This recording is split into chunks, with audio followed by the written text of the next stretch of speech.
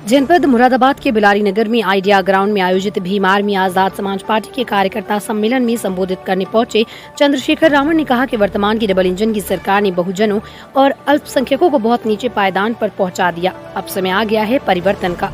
इसके चलते बाबा साहेब भीमराव अम्बेडकर के संदेश को देते हुए एकता के साथ आगे बढ़ने का आह्वान किया। रविवार को आयोजित भीम आर्मी सम्मेलन में मुख्य अतिथि के रूप में पहुंचे भीम आर्मी आजाद समाज पार्टी के संस्थापक एवं राष्ट्रीय अध्यक्ष चंद्रशेखर रावण का कार्यकर्ताओं ने फूल मालाओं से लादकर जोरदार स्वागत किया। इस मौके पर उन्होंने महात्मा बुद्ध और बाबा साहब के चित्र पर पुष्प अर्पित कर श्रद्धांजलि अर्पित की। कार्यक्रम में 10 मेधावी छात्र छात्राओं को सम्मानित किया और भीम आर्मी पाठशाला का शुभारंभ किया। इस मौके पर उन्होंने कहा कि बाबा साहब का संदेश शिक्षित बनो, संगठित रहो और संघर्ष करो, इसको आधार बनाकर उन्होंने कहा कि आपने 2 काम तो किए लेकिन संघर्ष नहीं किया। अब समय आ गया कि संघर्ष करने का। पीएम मोदी 8 सालों में 16 करोड़ रोजगार नहीं दे पाए और विदेश से चीते लाकर उनकी आवभगत में लगे हैं। काला धन नहीं लाए। प्रधानमंत्री आवास में मनमानी हुई। मेक इन इंडिया और मीडिया बिकाऊ पर तंज कसते हुए भाजपा सरकार पर जमकर बरसे। उन्होंने कहा कि वर्तमान सरकार में तमाम बड़े दिग्गज नेता और सीबीआई की जांच से डरे हुए हैं, लेकिन भीम आर्मी ही एक ऐसी पार्टी है जो किसी भी कार्रवाई से नहीं डरती। निजीकरण होने और सरकारी नौकरी खत्म करना आदि को लेकर उन्होंने भी भड़ास निकाली। कोई दल है जो ना जेल से डरता, ना मुकदमों से डरता, ना ही लाठियों से डरता। मुझे गर्व है कि मैं उस संगठन का कार्यकर्ता हूँ भीम आर्मी का, जो सरकार को इसका जवाब पत्थर से देती। लेकिन यही मेरा सवाल ये भी बन जाता है कि आप लोग ईद का जवाब तो पत्थर से देते, लेकिन ये बताओ, जब तक इस देश की, इस प्रदेश की सत्ता पे आप लोग काबिज नहीं होंगे, अपने लोगों को रोजगार कैसे दोगे? ये जो सारा निजीकरण करके सरकारी सिस्टम बेचा जा रहा है, उसको कैसे बहाल करोगे? जहां सरकारी नौकरियां खत्म की जा रही हैं, नौजवान बेरोजगार है, सरकारी नौकरियां खत्म की जा रही है, तो लोगों की जिंदगी में रोशनी कहां से आएगी? जहां पूंजीपतियों को थोड़े थोड़े दामों पे जमीनें बांटी जा रही है, वहां आप पे रहने के लिए जमीन नहीं है। इसका जवाब आप कहां से दोगे? जब आने वाली पीढ़ियां जवाब मांगेंगी कि जब भारतीय संविधान को खत्म किया जा रहा था, तब आप लोग क्या कर रहे थे, इसका जवाब आप कहां से दोगे? ये पूछने के लिए मैं मुरादाबाद में आया।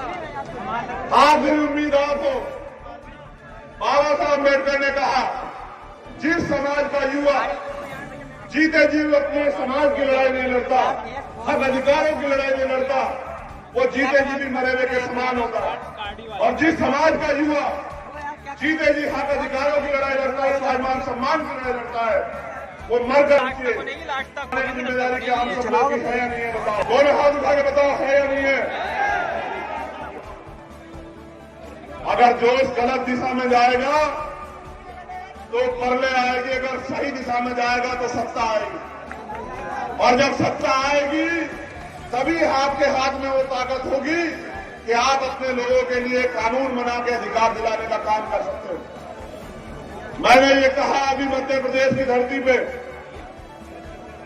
कि जिस समय हमें अवसर मिलेगा, जितना निजीकरण किया गया है उन सारे विभागों को सबका सरकारीकरण करने का काम हम लोग करेंगे। और जितने पूंजीपति मित्रों को फ्री में जमीन अलॉट की गई है, वो सारी जमीन हम लोग गरीबों में बांटने का काम करेंगे। पट्टे बना रही है।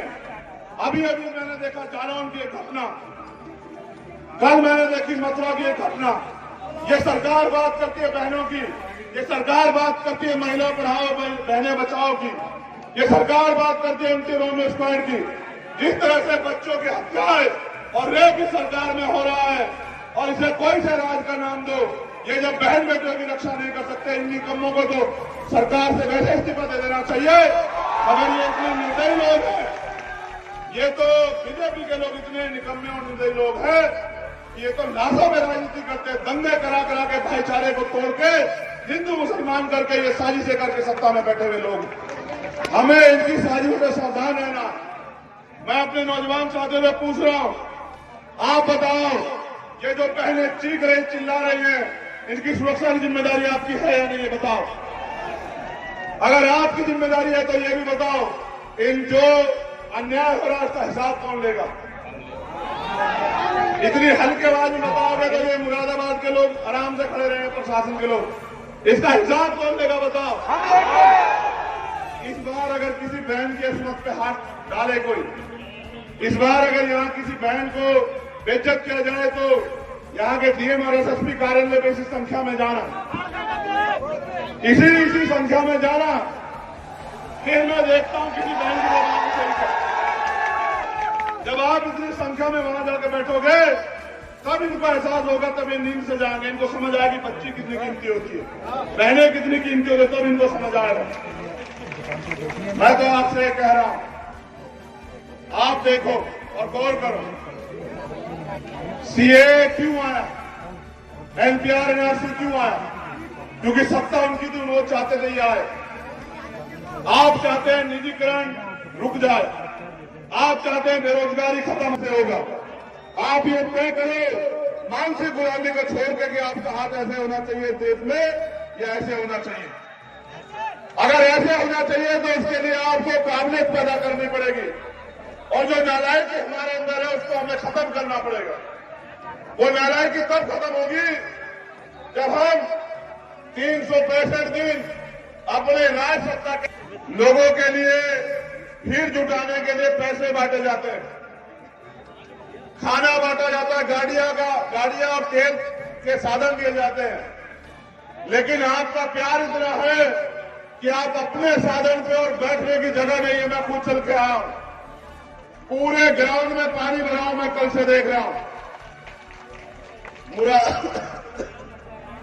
मुरादाबाद ने जो सम्मान दिया है